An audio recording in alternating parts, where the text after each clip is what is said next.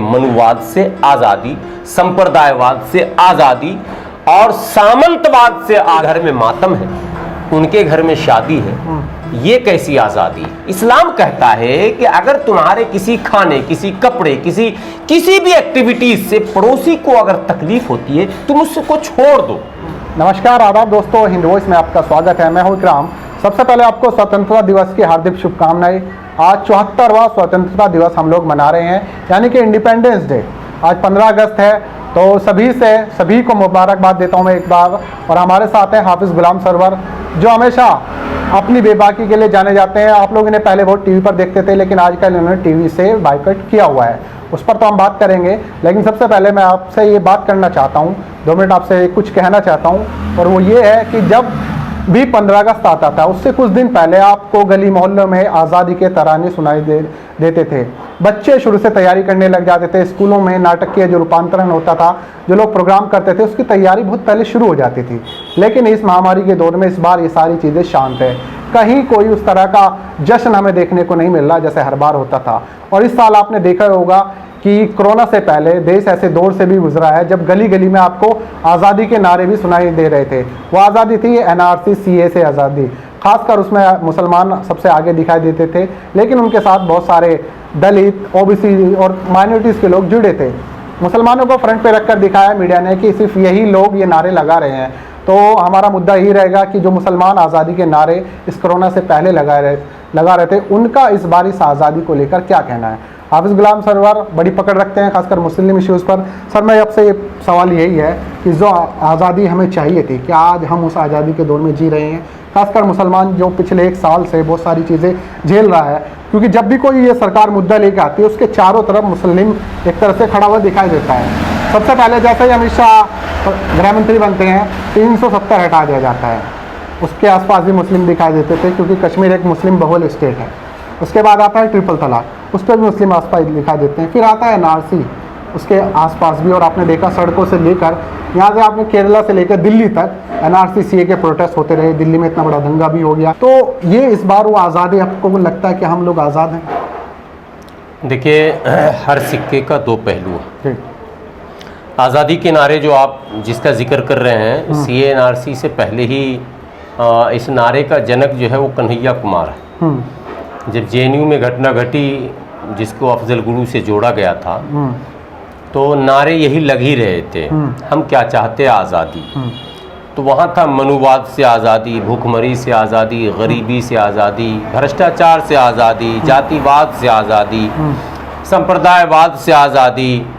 तो ये सारे नारे थे जो लगाए जा रहे थे। लेकिन ये नारे ऐसे थे कि राजनेताओं को ऐसा लग रहा था कि ये नारे अगर ज़मीन तक पहुंच गए तो एक नई क्रांति देश में आ जाएगी, एक नया इनकलाब आ जाएगा।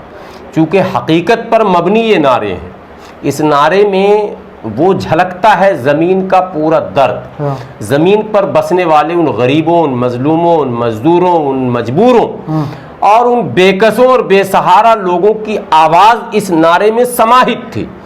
तो सरकार को ये लगा कि इस नारे को भी कहीं ना कहीं डाइवर्ट करना पड़ेगा और इसको नेशनल और एंटी नेशनल बनाया जाएगा और इसको कम्युनिटी विशेष से जोड़ा जाएगा। जबकि ये नारा कम्युनिटी विशेष ने दिया नहीं था, ये नारा छात्रों ने दिया था। और छात्रों का वो नेता जो अचानक कंट्रोवर्शियल माने इशू में सामने आ गया, उसने इस नारे को बड़े अच्छे तरीके से मंचों के माध्यम से ढोल बाजे के साथ रखा और बड़ा मशहूर भी हुआ ये नारा। लेकिन सरकार का ये प्रयास निरंतर रहा कि इस प्लेटफॉर्म से न कहीं और से ये नारे लग जाए। उसमें सरकार सफल हो गई। जब CA NRC का मामला आया या कश्मीर में 370 का मामला आया, तो फिर ये नारे लगे, लेकिन ये फिर कम्युनिटी विशेष की तरफ से लगने लगे। और उसको आपको याद होगा कि एक चैनल वाले ने अचानक एक खबर चलाई कि शाहीन बाग में ये नारा लग रहा है कि जिन्ना जिंदाबाद और गांधी पता नहीं किससे आजादी और हम क्या जिन्ना से आजादी, जिन्ना से नहीं। हाँ, इस तरह के वो मीडिया में चला गया है कि वहाँ पे लोग ये नारे लगा रहे हैं, हमें चाहिए जिन्ना वाली आजादी, जिन्ना वाली आजादी जी। तो ये जिन्ना वाली आजादी जो चलाई गई थी, दरअसल उसी सोच की उपज थी जिसको ये परेशानी थी कि ये नारे जो लग रहे हैं, इससे किसान जुड़ रहा, इससे जवान जुड़ रहा, इससे आदिवासी जुड़ रहा, इससे मजदूर जुड़ रहा, इससे जो जिसको आप प्रवासी कहते थे, दिहाड़ी मजदूर, उन सबों की आवाज इसमें झलक रही है। तो इसको डाइवर्ट किया जाए तो शाहीन बाग के नारे को तोड़ मरोड़ के इन लोगों ने, पहले तो जेएनयू में जो घटना घटी आपको पता है, वहां भी इन लोगों ने कोशिश की कि नारा लगाने वाले को एंटी नेशनल देशद्रोही घोषित किया जाए, गिरफ्तारी भी हुई कन्हैया कुमार की। उसके उलट भी नारे लगे चाहिए, हमें चाहिए जेएनयू से आजादी, हमें कन्हैया से आजादी चाहिए। वो मैं वहां आ रहा हूँ, मेरे जिला में भी ये जुलूस निकला था कि तुमको अगर चाहिए आजादी तो ये बंदूक है मेरे पास, ला आओ मैं तुम्हें देता हूँ आजादी। ये सब कुछ भी हुआ। मैं भी उस पर बाप ने सवाल इतना बेहतरीन किया है कि इस पर गुफ्तगू होनी चाहिए कि आज 74-75 साल आजादी को पूरे हो गए, क्या आजादी की लड़ाई में पहले तो गुलामी क्या है और आजादी क्या है, ये अपने आप में एक सवाल। जी जी बिल्कुल। गुलामी उसे कहते हैं कि इंसान, धरती पर रहने वाला इंसान अपनी सोच और अपनी सलाहियत का सही इस्तेमाल समाज के लिए कर सकता है या नहीं कर सकता, उसकी योग्यता का सदुपयोग समाज के लिए होगा या नहीं होगा। अगर होगा तो ये आजादी है और अगर नहीं होगा तो ये गुलामी है। अब एक किसान है, उसने रिसर्च किया है जमीन पर और बीज पर, और उससे गांव को, समाज को, इलाके को, राज्य को, देश को लाभ होना है। अब वो लाभ देने की स्थिति में है या नहीं है, वो वातावरण है समाज में, देश में, राज्य में या नहीं है। अगर लाभ देने का वातावरण है तो स्वतंत्रता, और अगर लाभ देने से उसको रोका जाता है तो गुलामी है। एक बहुत बड़ा योग्य है जो पॉलिसी मेकर है, नीति बनाता है, वो उसकी योग्यता का, उसकी क्षमता का अगर इस्तेमाल देश के लिए, राज्य के लिए, समाज के लिए होता है तो आजादी है, और अगर रोका जाता है तो गुलामी है। अंग्रेजों के जमाने में हम गुलामी, देखिए दो तरह की बातें हैं इस देश में, एक तो 5000 वर्षों की गुलामी, ये शब्द अब मैं नहीं कह रहा हूं, ये बहुत सारे लोग कह रहे हैं, और बहुत सारे लोग नहीं कह रहे हैं। सर, हमारे आदरणीय प्रधानमंत्री जी जब प्रथम बार प्रधानमंत्री के लिए नियुक्त हुए, चुनाव जीत कर आए, तो भारतीय संसद में नतमस्तक हुए, और जब संयुक्त माने संसद के सत्र को उन्होंने संबोधित किया तो उन्होंने 1200 साल, वो वीडियो आप निकाल लीजिएगा, 1200 साल के बाद आज ऐतिहासिक दिन आया।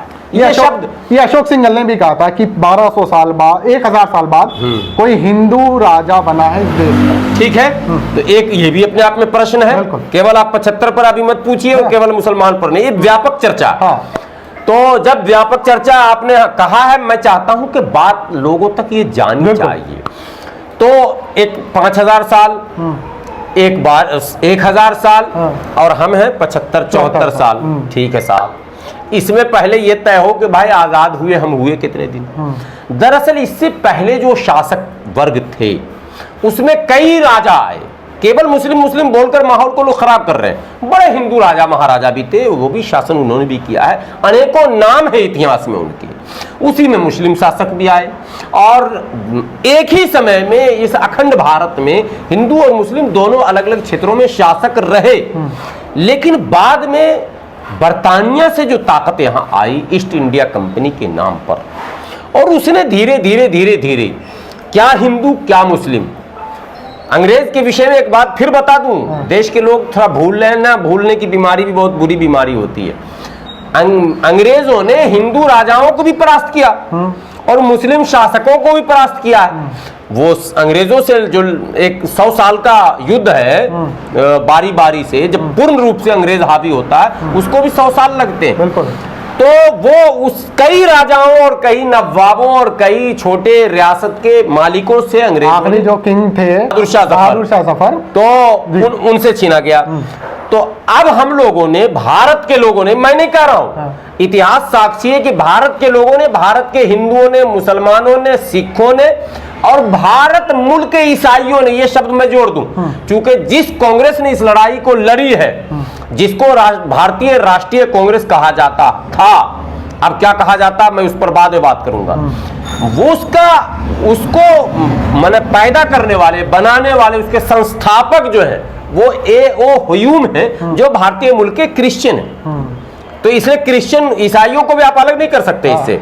तो भारत के हिंदू, भारत के मुस्लिम, भारत के सिख, भारत के ईसाई, भारत के तमाम लोगों को यह लगने लगा कि उन राजाओं के दौर में हम स्वतंत्र थे, यानी हमारी प्रतिभा का प्रयोग, इस्तेमाल होता था, हमारी योग्यता का सदुपयोग होता था, हमें बंदिशों का शिकार नहीं होना पड़ता था। लेकिन अंग्रेजों के आने के बाद जो हमारी भारतीय प्रतिभाएं थी, भारत के किसानों की प्रतिभा, जवानों की प्रतिभा, बुद्धिजीवियों, उस पर अंग्रेजों ने अंकुश लगा दिया। खेती हम करवाएंगे, जो आपको पता है नील की खेती है, वो सब एक आंदोलन चला था। फला प्रोडक्ट हमारा होगा, जो गांधी जी ने आंदोलन चलाया, अपना वस्त्र, अपना कुर्ता, अपना मैंने वो चरखा जो चला रहे, वो असल में जो आत्मनिर्भरता की बात अब हो रही है, गांधी जी ने उस समय कहा था कि आत्मनिर्भर हो जाओ, हम खुद बनाएंगे, खुद करेंगे, खुद सब कुछ करेंगे। तो असल गुलामी का दौर इतिहास में इतिहासकारों ने उस दौर को लिखा जिसमें हमारी प्रतिभाओं को नकारा गया था। तो लोगों ने कहा कि नहीं, ये तो गुलामी है भाई, ठीक है, ये जब हम अपनी प्रतिभा का सदुपयोग नहीं कर सकते, हम समाज को कुछ दे नहीं सकते, सब कुछ वहीं से थोपा जाएगा, मलका विक्टोरिया ही बताएगी कि हम खाएंगे क्या, हम पहनेंगे क्या, हम चलेंगे क्या, कैसे, उस तो ये आजादी नहीं है, हमको इसके विरोध में खड़ा होना। और पूरा देश खड़ा हुआ और लड़ाई लड़ी गई, और सदियों लड़ने के बाद उस व्यवस्था को परास्त किया गया। उसमें हिंदू, मुस्लिम, सिख, ईसाई सबों की महत्वपूर्ण भूमिका, किसी के भूमिका को नकारा नहीं जा सकता है, न जाना चाहिए। जो लोग नकार रहे हैं वो बेईमान है, वो इतिहास के साथ बेईमानी कर रहे हैं। एक बात, अब जब स्वतंत्रता एकदम ये हो गया कि अब देश से अंग्रेजों को जाना तय है, ये अंग्रेजों ने भी मान लिया कि हम यहाँ टिक नहीं सकते, तो अस्थायी सरकार बनी। पहले 47 से पहले सरकार बन चुकी थी, उस सरकार में सारे लोगों को शामिल कर लिया गया था, भारतीय लोगों को। अस्थायी सरकार बनते ही अंग्रेजों ने एक पॉलिसी बनाई कि अगर इतना बड़ा देश अखंड भारत रहा और इसका नेतृत्व देर सवेर कोई भी जो करेगा, अगर अच्छा नेता होगा, तो ये विश्व गुरु बन जाएगा, सुपर पावर बन जाएगा। क्योंकि अंग्रेजों को पता था कि असीम संभावनाएं भारत में मौजूद हैं, और भारत जो है प्राकृतिक क्या कहते संसाधनों से भरा है, सारी संपदा जो है वो यहाँ की धरती में है, संपदा बहुत ज्यादा है, बहुत है। तो अगर इतना बड़ा देश रहेगा और इतना प्राकृतिक कुदरती नेमत इसके साथ हो, तो भाई ये देश तो कल को ब्रिटेन को भी चैलेंज करेगा। ब्रिटेन की आबादी आज भी जो है हमारे एक कोने के बराबर है, बिल्कुल, दिल्ली से भी कम, ठीक है। ब्रिटेन की आबादी इतनी छोटी है, भारत आज भी, अब लोग कहीं मेरे को भी देशद्रोही ने कहते हैं, आज भी भारत बर्तानिया के सामने विश्व मंच पर कुछ भी नहीं है, किसी हैसियत में नहीं। ये सच्ची कड़वी और असली बात बता रहा हूं मैं। जो बर्तानिया का यूएनओ है, विश्व मंच तो यूएनओ ही है, अब उसके पास जो अधिकार है वो हमारे पास अभी भी नहीं है। ये बर्तानिया जान रहा था कि अगर भारत अखंड रहेगा और प्यार, प्रेम, भाईचारे के साथ अगर बढ़ेगा, तो ये दुनिया को अपनी मुट्ठी में ले लेगा। भारतीय संस्कृति पूरी दुनिया में हावी हो जाएगी, भारतीय तहजीब हावी हो जाएगी, भारतीय नेतृत्व पूरी दुनिया को दशा और दिशा देगा।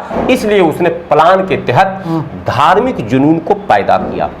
और जो जिस अयोध्या डिस्प्यूट की आज आप बात करते हैं, वो अंग्रेज के जाने से कुछ दिनों पहले शुरू हो गया, ठीक है। और वो बीमारी कहां तक ले आई भारत को, इस पर कुछ बोलने की अब जरूरत नहीं है।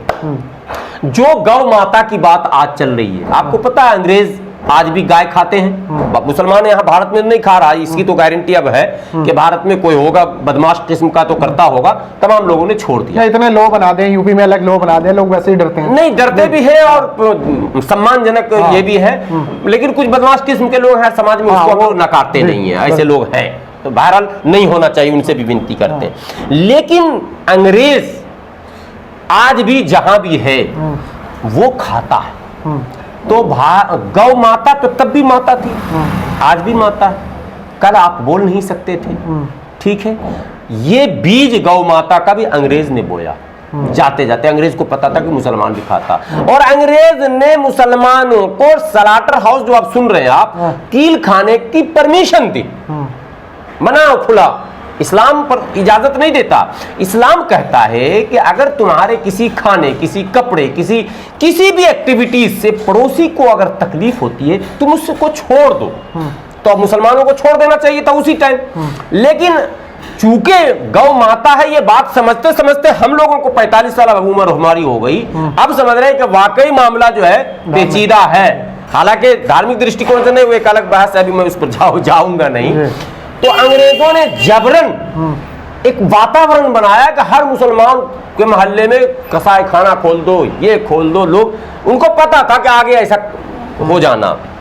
उसके बाद लीडरशिप में उसने फर्क डाल दिया, मुस्लिम लीग बन गई, जिन्ना को प्रोवोक किया गया। जिन्ना को पाकिस्तान दिया क्यों गया, ये एक अपने आप में प्रश्न है। और किसने दे दिया? भाई हमने तो नहीं दिया, हमारे बाप दादा ने नहीं दिया, नेहरू ने भी नहीं दिया, गांधी जी भी नहीं दिया, पटेल ने भी नहीं दिया, सबने तो विरोध किया था देश के बंटवारे का, सबने विरोध किया। लेकिन मजबूरी ये थी कि सबने विरोध किया, अंग्रेज ने समर्थन किया। उसको ये लग रहा था कि अगर देश बटेगा नहीं तो फिर ये देश पूरे दुनिया में जो है हावी हो जाएगा। जाते जाते उसने देश को बांट दिया। अब आ जाइए अखंड, अब जो बचा भारत शेष, जो हम लोगों का देश। आपने प्रश्न किया, अब मैं आपके उत्तर पर आ रहा हूं। 74 वर्ष हो गए हैं, हमारे घर में मातम है, उनके घर में शादी है, ये कैसी आजादी? ये प्रश्न तो स्वाभाविक है, हम पूछ सकते हैं कि आप आजाद भारत में धर्म को देखकर अगर पुलिस फैसले करने लगे, धर्म को देखकर अगर न्यायालय फैसले करने लगे, धर्म को देखकर राजनेता और समाज सेवी फैसला करने लग जाए, और धर्म को देखकर दुकानदार भी अगर फैसले करने लग जाए, तो फिर बचा क्या आजादी? आजादी के माने और मतलब क्या होते हैं? फिर स्वतंत्रता का जो आकार है वो तो सिकुड़ जा रहा है ना। और ये आज की घटना नहीं है, 2 दिनों पहले आप आजादी आज मना रहे हैं। 13 अगस्त 1980 के कहानी को आप याद कीजिए, मुरादाबाद। वो स्टोरी भूल कैसे जाएंगे? हिंदू मुस्लिम दंगा नहीं था, 40,000 की आबादी ईद की नमाज पढ़ रही है ईदगाह में, फौज ने गोली चला दी। कितने लोग मारे गए ये अभी तक पता नहीं चल पाया। वो हाशिमपुरा 89 वो भागलपुर, आपने क्या किया? किसको फांसी के तख्ते पर चढ़ाया? वो छोड़िए, करंट में आइए, पुलिस वाले पीट रहे हैं और कह रहे हैं लो आजादी। अब मैं वहीं आ रहा था, जैसे अंग्रेजों के दौर में वो फांसी चढ़ाते थे किसी को, मैं वहीं कहते थे ले आजादी। मैं लौट रहा हूं और मैं चाह रहा हूं कि इसको लोग देखें इत्मीनान से, और हिंदू मुस्लिम सब देखें। देखिए, भारत की स्वतंत्रता और कितनी मेहनत से मिली है ये बताने की जरूरत नहीं, कितनी कुर्बानियां दी गई हैं ये भी बताने की जरूरत नहीं है। लेकिन अगर इन सब के बावजूद कोई ये समझता है कि हम फला राष्ट्र बनाकर और अपनी मनवाकर अमुक अमुक को गुलाम बनाकर रखेंगे, तो वर्तमान संवैधानिक व्यवस्था और जो स्वतंत्र भारत जिसको हम कहते हैं वो तो अपने आप समाप्त हो गया, अगर उनकी प्लानिंग है तो। लेकिन उनको भी मैं बता देता हूं, पूरी दुनिया ने इस इतिहास को देखा, आज का इतिहास है ये, नेपाल कल का इतिहास नहीं है। हिंदू राष्ट्र था, डेमोक्रेसी की तरफ लौटा। पाकिस्तान की बुनियाद इस्लामिक स्टेट पर पड़ी थी, आज पाकिस्तान बाध्य है डेमोक्रेटिक सेटअप को मजबूत करने के लिए, बाध्य है। चाइना बाध्य है, दुनिया लौट रही है। और जिन देशों में डेमोक्रेटिक सेटअप नहीं है, आप तुर्की और सऊदी को देख लीजिए, पैसे और दौलत सऊदी के पास ज्यादा है, लेकिन वहां राजशाही, और तुर्की में डेमोक्रेसी। तुर्की की धमक पूरी दुनिया में, और सऊदी की हालत ऐसी है कि अगर डोनाल्ड ट्रंप जोर से अगर डपट देंगे तो कपड़े खराब हो जाएंगे सऊदी के शाह। ये सच्ची बात बता रहा हूं। बिल्कुल बिल्कुल। तो ये डेमोक्रेसी ना होने की वजह से इस्लाम में डेमोक्रेसी बताया गया, इस्लामिक डेमोक्रेसी। ईरान कहता है ना इस्लामिक जमहूरिया ईरान, डेमोक्रेसी है, वोटिंग होता है, राष्ट्रपति चुना जाता है, प्रधानमंत्री चुना जाता है, लोकल बॉडीज चुने जाते हैं। तो ये चीज भारत में ये खतरा। अब जो आपने शाहीन बाग की बात की, क्यों नारे लग रहे हैं ऐसे? जब एक आजाद देश में हम हैं और हमें लग रहा है कि मेरी जो आजादी में जो अधिकार मेरा, आजादी का जो अर्थ है वो अर्थ समाप्त हो रहा, वो मायने बेमायने दिख रहे हैं, और वो हुकूक जो हमें इन आजाद मुल्कों में मिलने थे वो हमसे छीने जा रहे हैं जबरन, तो हमें ये नारा लगाना पड़ता है कि मनुवाद से आजादी, संप्रदायवाद से आजादी और सामंतवाद से आजादी।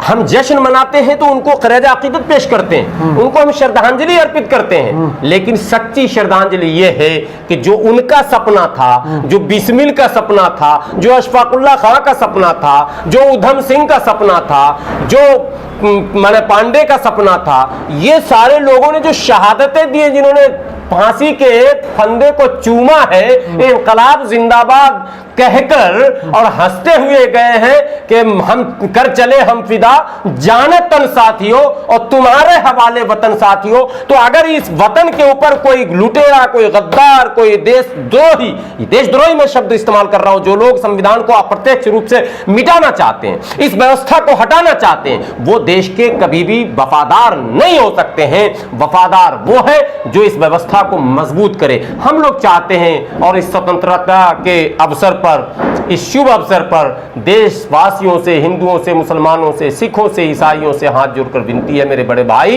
इस बहुमूल्य स्वतंत्रता को बचाइए, ये धार्मिक उन्माद पर लगाम लगाइए, भीड़ तंत्र पर लगाम लगाइए, न्यायिक व्यवस्था को मजबूत कीजिए, लोकतंत्र की जड़ों को मजबूत कीजिए, और एक नए भारत के निर्माण में जिसका सपना उन वीरों ने देखा था, उन शहीदों ने देखा था, वो उस सपने को साकार करने की ओर बढ़िए।